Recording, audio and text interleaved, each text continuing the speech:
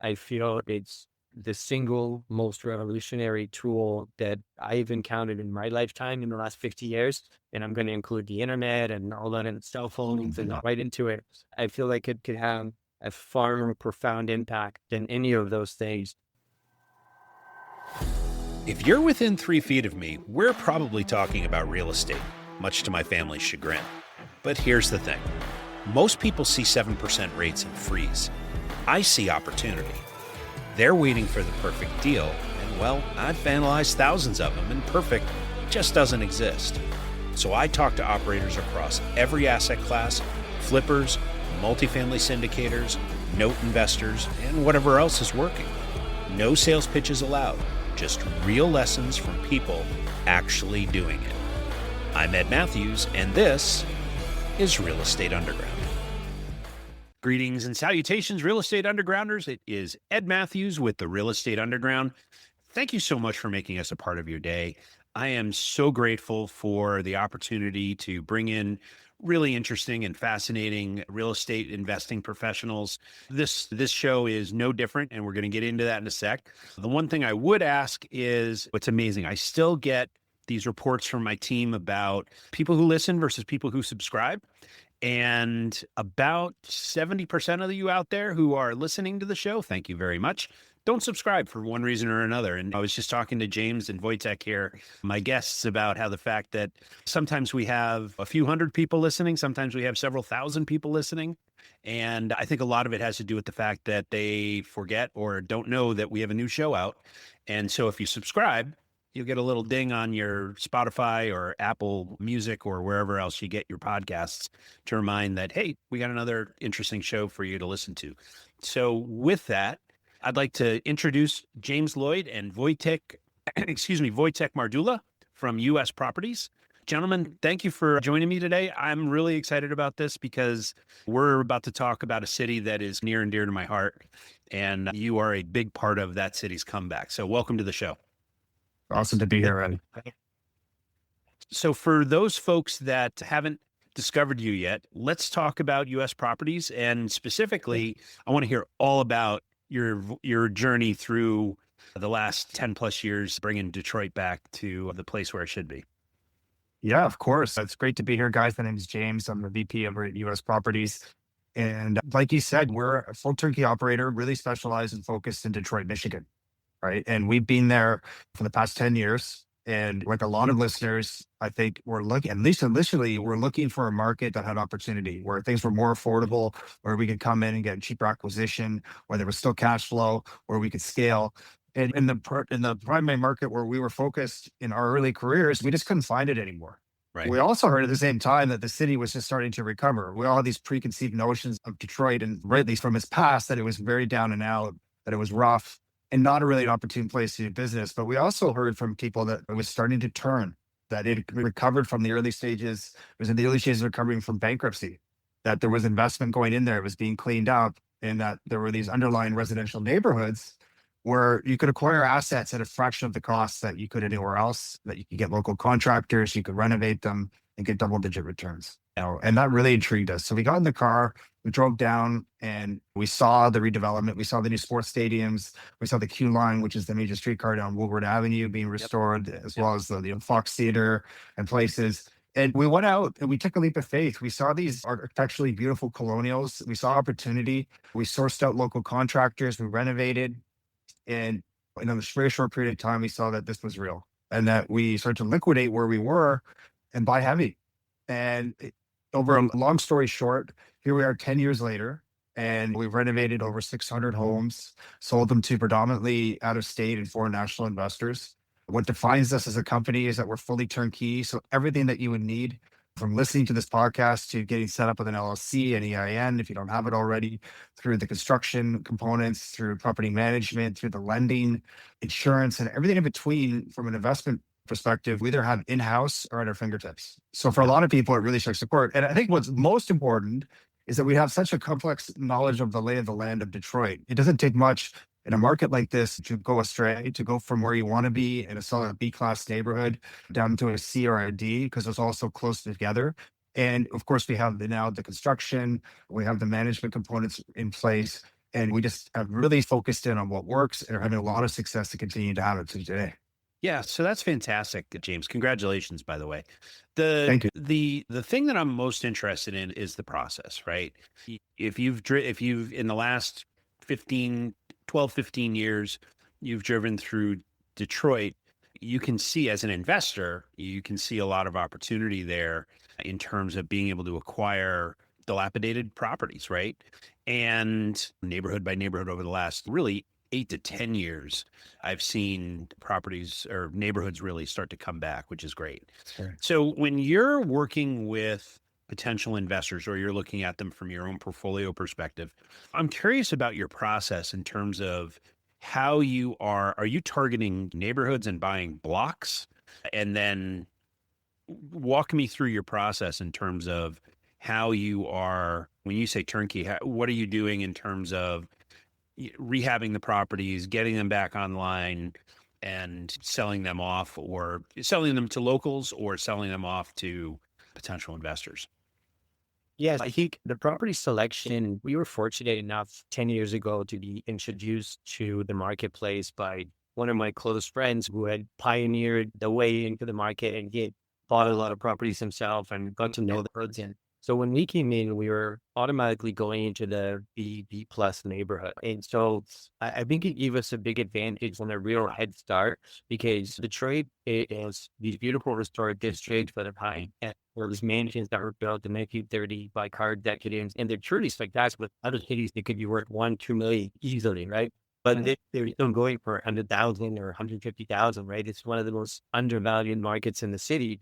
And I was so pleasantly surprised when I saw them the first time and just thought, this is incredible. I can't believe these homes are going for below cost of construction in these incredible neighborhoods. So I think that because we were buying so much for ourselves, because our intent was really to buy a portfolio for ourselves and live off the cash flow, right? That's why we came to Detroit. The company was really a byproduct and something that happened later. And so we were very careful because we were investing our entire life savings in selling up assets in other marketplaces, including primary residence, right? My wife, somehow I got the green light from her to sell the family home. We would buy as many homes in Detroit possible. But I know many of your listeners here are real estate investors, so they can identify with this. But it's been a great journey, because I think we started off in a good spot and we went into these historic districts, which were very strong, and they've always held their value historically over the years. There's relative dip, obviously, that happened in 2006, 7, and all that stuff, but they've held their value. So they've continued to appreciate at a very good rate. And most of our investors have purchased in these pre-vetted, selected neighborhoods where we continue to buy. So we're really only buying in 5-6 neighborhoods in Detroit right now, and that are continuing to get hot and continue to buy and move at a good pace. So I feel that's it's a real advantage of dealing with this.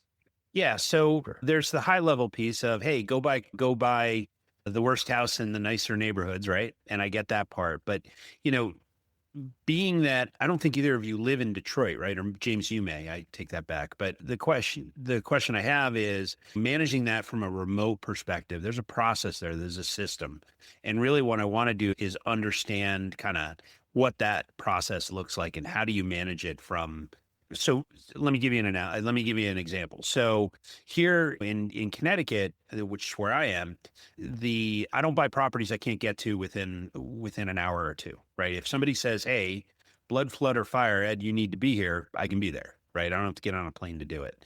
And I met David Green of BP fame, and he was big on remote buying, but there's a specific process to that. And I'm curious, how do you guys manage that? Property manager. Yeah, absolutely. If you're having a local team, first of all, including property management, and I'm in Detroit twice a month. Over the last 10 years, I must have been there 200 times or 300 times. So I know the city like the Yeah, back. sure. No, absolutely. And so what I've done is really, I have taken a lot of time and care and travel to form a team locally. And look, we buy the homes, but we have amazing inspectors. We deal with pillar to post, and we would have local inspectors that do block analysis for us, that do neighborhood analysis, brokers that do comps. we're really getting as much information as we possibly can about a property and prior to any sort of purchase. And anyways, we can tell the values. I already know how much the property is worth before I can get a result based on the neighborhood knowledge. But really, ultimately, I find a really good skilled property inspector that specializes in renovations and rehabs and does what we do will do a much better job of picking up stuff within a property than I ever can.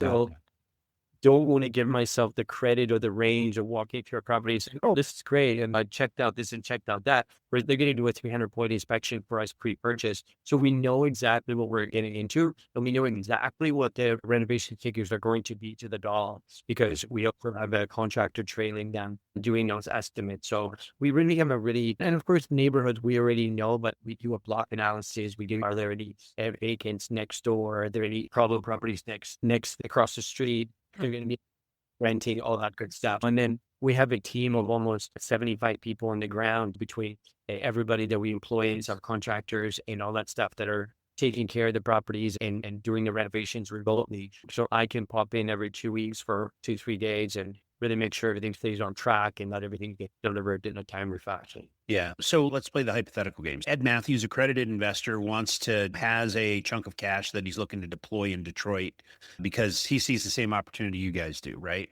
We talk about some pretty significant returns. And I think a lot of that has to do with the acquisition cost, right? And obviously your management systems and expertise as well. And step me through the process of Ed meets James and Voytek. We go through the process of we date and decide, okay, we want to get married and I'm going to invest, right? And what is the experience for the investor going forward? What happens next? How long does that process take? Usually rough order of magnitude, how far are we away from me investing to cash flow, things like that? Stay with us. We'll be right back. A motivated seller just filled out your web form. If you call back within 5 minutes, you're nearly 4 times more likely to get that seller appointment. But delay your follow-up by even just 10 minutes? Forget it. You're toast. Ella Vista Connect calls that lead back in 60 seconds, qualifies them, and schedules your meeting. Find out how much slow follow-up is costing you. Free calculator at ellavista.com/underground. Well, it's a great question. It's really where I specialize on this side of the business as Voytek is mostly managing construction. Of course, he does help with the front end as well. But after we get through what you just said, the initial conversations and we decide we want to work together, we're going to really listen to you and see what is it that your investment goals are. Are they cash flow? Are they appreciation? Are they a combination of both? Are you looking for some potential, maybe some tax benefits of it? Are you interested in short-term or long-term rentals?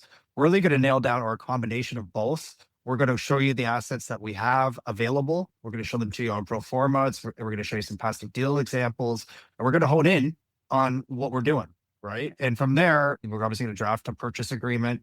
We're going to see whether you're set up with the proper entity formation, introduce you to our U.S. lenders. We have quite an inventory already of properties that are ready. So we're going to shoot to our lending partners. So really, from putting the contract together through all the due diligence and the lending process and ensuring everything is done correctly in a professional manner, it's 30 to 45 days. Okay. Right? Depending on the asset and where it's at.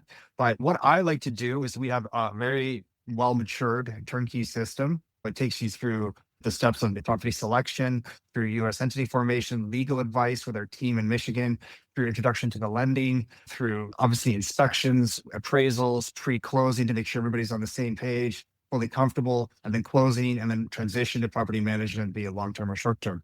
I guide you through that step by step. It's where I pride myself, make everything as smooth as possible. So people, if you're busy and you're working, it's not going to take all your time. And I think the people that we have in the team, in the key spots that we need, like at the title company, at the lending, they're all very close. We've worked hundreds of deals together, and it goes very smoothly. Yeah. So one of the things that you guys have mentioned a couple of different times. So let me throw a wrinkle into my previous question. I'm an Irish citizen now, right? Hypothetically, I'm not actually. I'm a U.S. citizen, but let's say I'm an Irish citizen. So I'm a foreign national. And one of the things that you have mentioned a couple of different times, which I think is really important to point out, is establishing a U.S. entity, right? Because in the commercial banking world, typically we all buy through LLCs. But if I am a Japanese citizen or an Irish citizen or someplace else out in the world, and I want to buy U.S. properties with commercial paper, I need to form a U.S. entity to be able to do that. Yes? Look, we have all the right advice for you Yeah. there. All right. So we have a tax attorney in Michigan who's one of my closest colleagues who has helped hundreds and hundreds of investors, be it from Canada, from the United Kingdom, from Argentina, wherever it is. And you're right, it does differ as per where you live, whether it's going to be the LLC or it's going to be maybe a combination or a hybrid structure. Yeah, that I'm not there's a little bit of- advocating for LLCs. Yeah. I want to be clear about that. I'm just Mm. trying to, somebody who's listening to this may not understand why we have to establish a US based, if I'm a foreign national and I'm establishing a US based LLC or trust or whatever. It's going to be from the financing. And really, Exactly. we want to get you set up for the financing and the taxation Right on. part of it so that you're set up to work with our lenders. They're not going to lend to a personal name if you're foreign national, right? So they're going to want you to have a certain setup. We're going to help you with that, get you the EINs. It will all be done with our legal consultation. So we'll be the best solution for that individual as per where they live. Good. All right. And then, so it is customized. It does differ for whatever Yeah, that of is. course. There's 180 different countries out there or whatever Right. these days. And most of them are good to go, right? Most of them are Right. good to go. There are a few that aren't, as we all know. Yeah. And from there, it goes very smoothly. We'll get you set up all correctly. And then at the end of the year for tax time, when everything comes in, we have the tax team that can work with you as a foreign national or from somebody in the United States, and we'll get you going. Yeah. And it also helps with the exit too, right? One of the things that I want to make sure we're focused on here is you guys, I don't think you flip, right? This is a buy and hold play. Yeah. It's correct. Okay. It's correct. It's correct. All right. We have helped clients in the past that wanted to burr with us and flip. We have helped them. They acquired the property. We did the renovation and then they exited themselves or they buy. We do have some equity plays for sure. We have a property now that we can sell for about 170 all in. That's worth 250. So whether you want to refurb or flip, we do come across deals like that sometimes. So I just wanted to kind of put it out there. Yeah. Yeah, As a former and now current flipper, I like that pain. Apparently I enjoy stress. So I continue to flip. But no, I just wanted to make sure that the folks that are listening understand that this is a buy and hold play of single family properties. It is, but except we're not flippers, but we're refires, right? Because it's so much upside in Detroit. So we do this amazing job of finding undervalued homes in these high appreciation hot pockets. Voytek said earlier, in these 5 to 7 neighborhoods that we know so well, where it's some of the highest appreciation in the entire nation. Right. And then we do high caliber, whether it's Airbnb or long-term rental renovations, where we're putting new kitchens and bathrooms, restoring the flooring, looking at the electrical, upgrading it, granite quartz counter. From there, we're also there's some lift from the construction, so where the buyer is getting some equity on acquisition right away. And then you compound it with the high appreciation in the neighborhood. What the bulk of people are doing is holding the properties, but looking to set short terms with the lender and seeing when it's the most opportune time to refinance. Of course. Right. Lock into lower rates, scale, pull some capital out, and then reload and do it again. Very few people have ever come in and said we're doing one and done. Right. So there's opportunity here in this market to get 5, 6, 7, 8, 9, 10 properties, do something more meaningful for yourself. And that's really where I spend most of my time, is actually helping the eternal client base scale. Yeah. It's such a scalable acquisition and asset class because the lending system allows for it. The assets are going up so much in value that you can have a portfolio of these properties and refinance certain sections of it periodically every 18 months and just keep scaling onto more. Yeah. And when you borrow, it's not income. So it's a beautiful thing. That's right. You mentioned the nuance there that I want to explore a little bit. One is short term and the other is longer term holds. And so I'm curious about how you think about that in terms of certain neighborhoods when you say short term, are you talking about short term holds or are you talking about short term rentals? Short term rentals, like, Airbnb. Okay. And so are those I'm not a short term rental guy, although I have friends that are. And they do very well with it. Yeah. So those are probably the larger properties, multiple bedrooms, more in line with vacationing and That's it. medical professional types. Absolutely. Both are offered. We really focused on the larger 4 to 5 bedrooms, proximity to downtown, proximity to sports arenas. Detroit is a massive event town. That's what it's turned into. And there's events being hosted then from March 1st until December 31st. There's literally only 2 quiet months. 1,000 hotel room shortage in Detroit. for the amount of visitors that come in. Okay. And currently last year, 17 million people came into Detroit to visit for so many different reasons. That number is expected to grow to 28 million by 2030. They have nowhere near the capacity to build that many hotel rooms. They've put up maybe 10 or 12 boutique hotels in the last 10 years since we've been there. They are about one a year. Those are adding about 60 to 80 rooms, okay, per year. It's a joke, right? They're trying to build a huge hotel near the convention center so they can house in bigger conventions, but that's going to take several years. Right now, they don't have near the capacity. So we've been able to find a niche, and the hotel rooms are so expensive. They're like Manhattan prices, like $500, $700, $800 a night for a boutique hotel room in the core of Detroit. You can imagine that 10 years ago, that statement is insane. It probably helps. Obviously, the resurgent helps, but it also probably helps that the Red Wings, the Pistons, and the Lions are all pretty damn good these days. I don't know about the Tigers. That's it. Tigers are strong. They'll be out. The Nuggets don't either, though. They got their force. You'll see. Scooble just got hurt. We'll see. But the Scrooble, whatever his name is, their ace. But yeah, we'll see. It certainly helps when at least 3 out of the 4 and possibly 4 out of the 4 professional teams are all firing on all cylinders. And it's a big No pun intended, too. but Detroit, right? It's there. There's tons of business conferences there and auto shows and music festivals and interstate tourism. People coming in. These people our Airbnbs are full of people from Ohio crossing the state lines. And like Voytek said, there's just these neighborhoods that are close proximity to downtown, just off Woodward Avenue, just off the north end of the Q line, where the homes are a little larger. We do a high caliber Airbnb finish. We have professional teams that go in, decorate it, put the sectional couches and flat screen TVs. And they're very contemporary, nice places where 2 families can stay. It sleeps 13 or 14 people, and it's just like the numbers compared to a long-term rental are triple, right? Quadruple. And the fact that we have in-house management with so much experience of the market, we have the cleaners, the concierge, 5-star reviews. If they're managed correctly and in the algorithm and in close proximity, they really they connect. And they've been a real exciting part of our development. And so much so that we decided about a year ago to open it up to potential investors. And then when you find out that too, there's just a lot of tax benefits to running an active business, we're super excited because a lot of people out there are high W-2 earners and are paying a lot of money to the IRS every year. Whereas if you buy a short-term rental, like the ones that we have for sale in Detroit, you can get what's called bonus depreciation, right? So we would help you get a cost segregation study through our attorneys and an engineer. And then what happens is you can front load a lot of the 27-year traditional appreciation right in the beginning and offset a huge payment to the IRS, so much so that you're pretty much covering the down payment. And it just makes a lot of sense. You're helping yourself with the taxation side of things and making these high double digit returns. Yeah, you just hit upon something else that I wanted to ask you about. There's an interesting combination of opportunities here, right? In that there is the whole accelerated appreciation with the new laws that came into being in 25. In addition, actually, were renewed. I think it was at the end of 2025, that big, beautiful bill or whatever they called it. I'm not really a political guy, so I avoid that, but I do know all about bonus depreciation. And then on top of that, when you combine that with opportunity zones, which I wonder if that's part of your consideration as well. Any thoughts on that?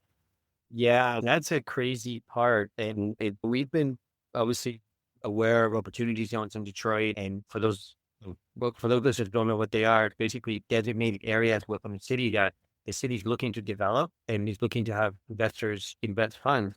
And what's powerful about these areas is that if you purchase a property in an opportunity zone today and you wait 10 years, you exit with 0 capital gains tax for that property, right? And even at 5 years, there are benefits, and 7 years, there are benefits. You pay reduced capital gains. But if you go that full 10 years, you're having a market like Detroit that has opportunity zone, but also has tourism is extremely unique. Okay. I don't remember many other cities in the country that have opportunity zones and have that much tourism where you can really choose and you can purchase your short-term rental, you rent it for 10 years, you basically use the cash flow to pay down the mortgage, and you can exit with a very substantial capital gain and a whole bunch of equity from the original purchase at the end of the 10-year period. So it's a really beautiful retirement package if you want to. Yeah, and we have to share some data with you on that. And I'd like that. I'd like to do that. It's really a good example of It's government figuring out how to incent the right behavior and then supporting that, because the fact is people say, no fair, you're not paying taxes. Here's the thing. You're putting risk capital into areas that don't typically see investments. And the reason that the government is making that so attractive is to draw in that investment capital to improve those areas and ultimately to create housing that is clean and safe and people can be proud of where they live, and basically taking what was a dead neighborhood and converting it in a relatively short period of time into a beautiful place to live. Yeah, I agree with you 100%. Yeah, that's exactly what they're incentivizing. And we witnessed it, right? We've seen the neighborhoods gentrify. It's just this opportunity zone where we do a lot of our short-term rentals is in close proximity to the north end of Detroit, Woodward Avenue, Wayne State University. Big, beautiful homes. 2,500, 3,000 square feet, some of them, 5, 6 bedrooms, like little mini mansions. And we go in there and really restore the home to its original glory, except it's a 2026 version. And we got the beautiful hardwood. And like I said, the teams that go in, they're really spectacular and we're really proud of them. And they really connect, like I said, for people to guess, because two families can stay there and they're not going to Ann Arbor, right? We're out to the University of Michigan to pay New York City prices for a place to stay. Way more expensive, right? Yeah. And the property taxes and then things like that have remained low, and the expenses just from the investment perspective, it really works because things that are typically eating away a lot of the revenue are just so much lower in Detroit, whether it's the maintenance or the insurance and the taxes. It breeds cash flow. That was initially what we came for that. And we've also stayed for the depreciation because I've seen them go up. Not only the property values, but the rental incomes, it's just continued to go up and up. And there's a lot more room to go because it started pretty low. Yeah, American manufacturing's coming back, right? And in particular, the car manufacturers are really depending on the brand, but they are starting to perform again. And just like Ford, Chevrolet, Chrysler built the middle class back in the 20s, 30s, 40s, 50s, that now is providing a whole lot of octane to a similar growth pattern for those same neighborhoods now 50, 60, 70 years removed from that first renaissance. Yeah, it's been really cool to see. The renaissance is just being blossoming. And like you said, the auto industry has come back. It's a little different, right? They moved away from the sedans and they've really lost to the Japanese and are becoming more obsolete or to what sells still, which are the trucks. That's okay. F-150, Ford Explorer. And the hybrid autonomous vehicle development. They've done a beautiful job restoring the original train station downtown, to a development center for that technology. And I think what else has really combined in combination with the auto industry is the introduction of the tech sector has really moved into Detroit. Yes. If we were there today and going out for lunch or going to see our properties, you would really see the presence of things like Google and Microsoft and Snapchat all in the downtown hub. And I think a lot of them made it like the Silicon Valley of the East because the office space was so affordable and it just mushroomed. But with that has come a lot of people into those companies, and guys like Dan Gilbert brought his companies into downtown Detroit with Rocket Mortgage and Bedrock, and just thousands and thousands of people have moved into the area, and it's just such an affordable place to live. So there's just a lot going on with the Renaissance there. And I think that is really what's driving a lot of this upside. And it's just gone out into the neighborhoods and the restoration of these major arteries like 8 Mile and go out into the neighborhoods where we operate today. It's been such a dramatic revitalization because, as you said, like 10 years ago, it just was not the case. And with that technology and renaissance again, data centers popping up, additional power plants popping up, you see all of the ancillary businesses around tech and manufacturing and power generation. Yeah, it's really a tremendous comeback story for this city. And like I said, I think I said it off camera, not on, but Detroit is a place that's near and dear to my heart. So I'm not an investor there, although we're probably going to talk after this show. But I am really happy to see a historical center of middle class growth in the U.S. from a history perspective, to see it coming back as strong and as quickly as it is. I agree with you 100%. It's like one of the iconic American cities that's just gone through this revitalization. It really hasn't been seen like since the Great Depression, right? Because that's where it was at, right? The lights were off and It all started with a big bailout from the US government and then this influx of private investment Yep. for the sectors we talked about. And what an And, amazing story. and We've you never know, say covered what it. you want about local government. The local government figured it out and played ball too. You know, it Mhm. was a whole lot of people doing it right. Yeah. Yeah, it's been a mayor was very business friendly for a decade. More than that, we're really attracted and massive investment. I've like the yogurt that only Cleveland have with years and another 100 companies, and we're driving forces behind it. Like people like Warren Buffett, were buying a third of downtown, and and as we all know, he's such an undervalued investor guy, right? And he finds undervalued, and he goes heavy with it, right? And so weaken their strategy. But what's interesting that the mayor's gone out and said that, look, we feel like we're in the third inning here. The plans are enormous for growth and for development. And you go to this cranes everywhere, this apartment building chewing up, like things are just moving in a really good direction. And I feel that it's the young people moving there that are really driving the force, because it's one of the most affordable and cool and hipster markets now in the country, right? Where you can go and you can live there for $1,000 a month. And you can't really say that about a lot of cities, right? And people can get a really good start and go and get a job in tech for that pays them 80 or 100 grand a year. And you can live extremely well, right? Like and it has beautiful restaurants and casinos and hotels and a club scene and music festivals. Like it's really a fun city to visit. That's why somebody on the weekends and stay on their Airbnb, but really a fraction of the people, of the 17 million people, always move there. And that's why in the last, starting in about 2020, the census has noted significant occupation operation downtown, and that's continuing to grow, right? And the fabric is changing, and there's a lot more money coming in. It's been Good news. it used to be a great market. Yeah, it's all good news. Guys, I could talk about this forever, but we got to start to land this plane. So I would love to get into the final five, and we're gonna ham and egg this a little bit. We're gonna alternate, if that's okay, the final five questions. And I'll leave it to you to decide who gets to answer what.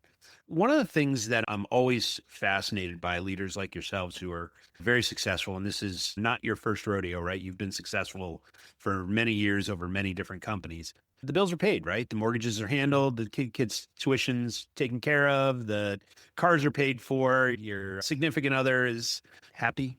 But nevertheless, you guys get out of bed on Monday morning and go to work. And so I'm curious, I look at that as purpose, and I'm curious what that purpose is for you. What gets you out of bed on Monday? It's my son, first of all, my family. But I think what gets me out of bed is just the joy I have and the freedom I have in my life to get to do this, to work from remotely or from the office with my lifelong best friend and his wife. We're all super close, and I wouldn't trade it for the world, right? I love customer service. I've always loved it. Getting to deal with people and take them through our systems and help in an honest, genuine manner, and hopefully grow portfolios and business relationships. We're both super into that. And what a great way to live is to get to work with your best friend. Yeah, it does warm the soul, doesn't it? Yeah. Right on. And so I'm also curious about the folks that have helped you along the way, mentors, right? I'm curious about the best advice you ever got, as you look back on your careers, and who gave it to you. So I think that when it comes to real estate, a certain turning point was reading Robert Kiyosaki's Rich Dad Poor Dad, learning about leverage and about passive income. That got me very excited, and about the ability to create generational wealth for your kids and grandkids through a real estate vehicle, and really what you can accomplish. And I think I got into personal development probably about 15 years ago, and really studied a lot of the great authors. And Darren Hardy, not sure if you're familiar with him, Compound Effect. He wrote a book called Compound Effect. He was the former publisher of Success Magazine. Anyways, great guy, and he has a terrific company, and he helps entrepreneurs. He coaches CEOs of companies, and he's like a junior Tony Robbins, I would say, but that's the guy. And I read this book called The Compound Effect that really had a profound impact on me, because it basically outlined how small actions repeated on a daily basis compound and create massive results, whether it be in a year or 2 years, and how consistent effort and goal and having written goals it enables you to change your life and alter not only your life, but also those around you, and how much you can help people through services and products that you offer but also by your behaviors and things that you can teach people based on what you've learned over time and the experience that you've had. And I've always been a tremendous fan of him, right? Anybody who compound effect, that your best-selling author, Darren Hardy, a really incredible guy. And he had a big impact on me. I had a chance to do a private sort of a session with him with 20 other entrepreneurs. Just a really straight to the point guy, really no nonsense, tells you how it is, and everything that he says is 100% accurate. Excellent. Excellent. Yeah, I coach softball, and actually today is game day. I'm actually wearing my little coach's uniform right now. But we always talk about getting 1% better, right? And it's amazing if you just focus on getting it right a little bit every day. That compounding effect, as you said, is beyond what you could possibly imagine when you look a year, 3 years, 5 years, 10 years down the road. Absolutely. Yeah. So I'm also interested in decision making, right? And because we all run companies here, and I hope if I make 20 decisions today, I hope I get 8 of them right. And that's a good day. But the good thing about that is, and part of our culture here at Clark Street and Ella Vista, is mistakes are a good thing, right? Because you learn from them. And so I'm curious about, as you look back on your careers professionally, what's a decision that you look back and go, oh man, I would love to have that one back. And how did you manage through it? My early career was in hospitality. I went to restaurant school in Manhattan and was in high-end restaurant management with the aspirations of being a restaurateur.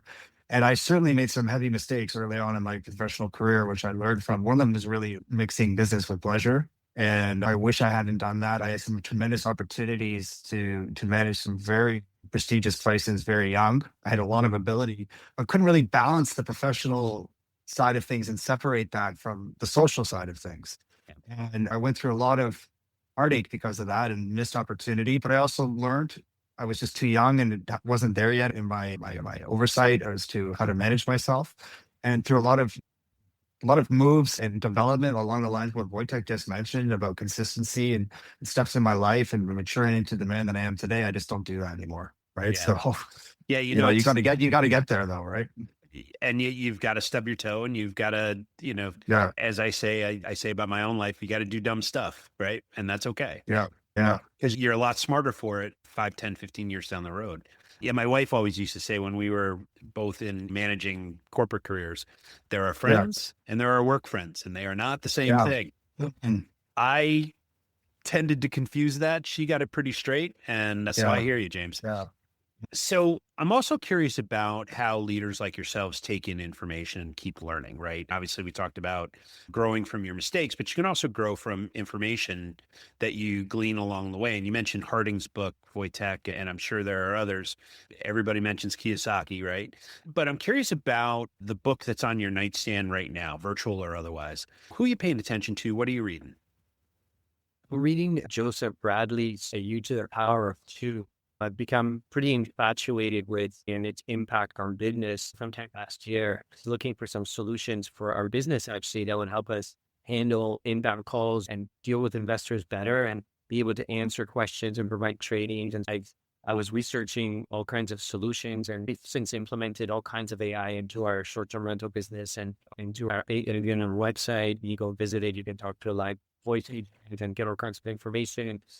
And I've been on a massive crash course for the last 6 months when it comes to AI. And I'm just learning every day about how it can help business. I feel it's the single most revolutionary tool that I've encountered in my lifetime in the last 50 years. And I'm going to include the internet and all that and cell phones and right into it. I feel like it could have a far more profound impact than any of those things. And if used correctly, it can really enhance our lives. And I'm just obsessed with it. So I'm just reading everything I can about it, articles on LinkedIn, books, whatever I can. And I actually am an AI company as well. We're super exciting stuff. So I think that it's been really amazing to get exposed to a new industry. I'm 50, so I'm not old, but I'm also not 20, and really have to learn it all and embrace it. And really, I'm super excited about it. And I feel it has amazing parallels and to real estate, and it can work amazingly well for people looking to buy real estate, sell, or whatever you want to do with it. I'm just going to have to Couldn't agree more. Yeah, I'm 56, so I got you there.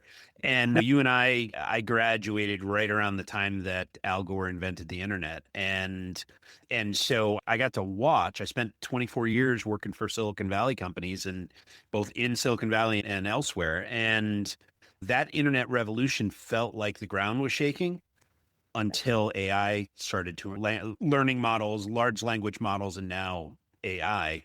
Yeah. Has emerged. And personally, I always looked at technology as a great force multiplier, right? You can serve more people with more people's interests with fewer resources, which is good for the people you're serving and also good for the companies because you don't have to throw people at problems. You can throw technology at problems to solve. Voice agents being, I think, one of the things you mentioned. Yeah. We're a small company. We're not quite as big as you guys. I think I heard you say 75 people, and we're like 10, right? But the fact is that we get a lot done because we embraced the precursor to AI and now AI as part of our back office operations, and we're able to lift a lot of heavy stuff with not a lot of people. And Yeah. and I too have a software company, and if you're listening to this, you probably already heard the commercial for it. But the fact is that I think that AI, when the internet felt like the ground was shaking, AI is going to fundamentally change how every single human being, all 8 billion of us, in some way, shape, or form, live and interact with each other going forward. It is going to be one heck of a ride, and I'm really psyched that I get to watch it and play a little role in it as well. That's gonna be cool. Yeah. Plus. And Voytek, I want to hear all about your AI stuff too. So we're gonna geek out on that on a different show. Absolutely. Last but certainly not least, James, I think it's your turn. How do you define success in your life?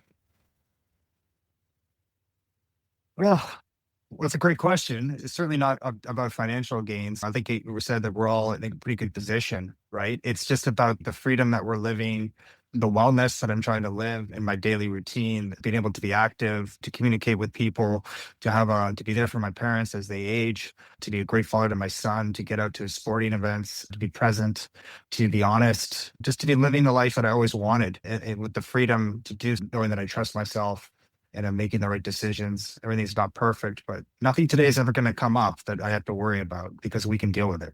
Right. I have people around me that love me and support me and a team there, and it goes both ways, right? So whatever comes up, we'll get through it. And that's the true success, right? And I wouldn't trade it for the world. Yeah. As I guess the resident old guy on this conversation, I'll let you know that this too shall pass, right? Yeah. Everything is going to be okay. It's going to be fine. Yeah. Yeah. It may take a little while. May take Yeah. a little while, but it's going to be okay. Right. Guys, I've really enjoyed this conversation, and congratulations on the incredible company that you've built and continue to build.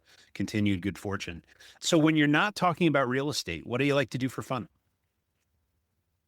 Play tennis and ski. Yeah. Travel. Big traveler. Love going to Europe. Love the good food over there. Yeah. Yeah. Okay. Look, I like to exercise. I like the same sports that Voytek does. We play a lot of tennis together, and we go skiing every year. And he's an avid skier, and he's probably back into that. So I'm very grateful, and I'm very active being a soccer dad. Awesome. Right? I've got a young player. He's thriving for his age and very busy with it. And I'm blessed that I get to work a job that I'm free to take him every day to the soccer pitch. Right, be there. All right, guys. I need a moment of honesty here. Who's the better tennis player? Voytek. Well played. Played. All right. Moment of clarity and honesty. I love it. Guys, how can people get in touch with you if they want to learn more about you or get to know you or learn more about your business? They can reach out to us. Look, we're always accessible, and I really pride myself in getting back as promptly as humanly possible.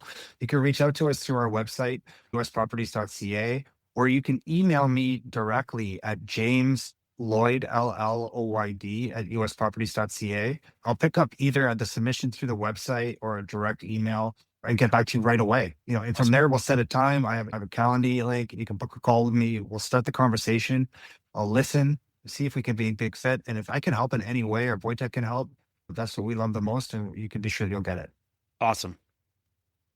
Guys, I've really enjoyed this conversation. Again, congratulations and continued good fortune. And we'll see each other soon. I really appreciate it. Really enjoyed it. Thanks, Ed. Thank you, Ed. This has been the Real Estate Underground. Don't forget to subscribe. It helps us grow. Until next time, Undergrounders, remember your real estate journey begins with a simple step forward. Now get to it. Bye for now.